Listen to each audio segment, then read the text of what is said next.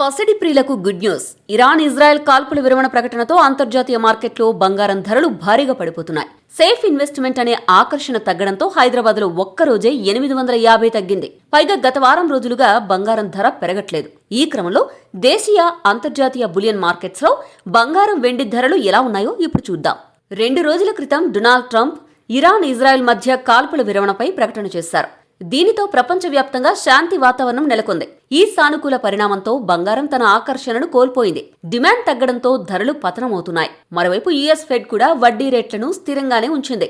ఈ కారణాలతో ఇంటర్నేషనల్ మార్కెట్లు, అదేవిధంగా దేశీయంగా బంగారం ధరలు పతనమవుతున్నాయి. స్పాట్ గోల్డ్ రేట్ ఔన్స్కు $3,270 స్థాయికి పడిపోయింది. నిన్న ఇదే సమయంలో ఇది $3,330 పైన ఉండేది. సిల్వర్ రేటు ఔన్స్కు $36 వద్ద ట్రేడ్ అవుతోంది. డాలర్తో పోలిస్తే రూపాయి మారకం విలువ $85.52 వద్ద ఉంది.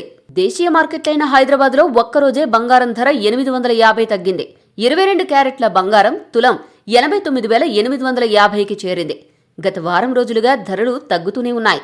24 క్యారెట్ల బంగారం ధర 930 తగ్గగా 10 గ్రాముల ధర ప్రస్తుతం 98,020కి చేరింది. వెండి ధర కూడా స్వల్పంగా తగ్గింది. కిలో వెండి ₹100 తగ్గి హైదరాబాద్లో 1,17,900కు చేరింది.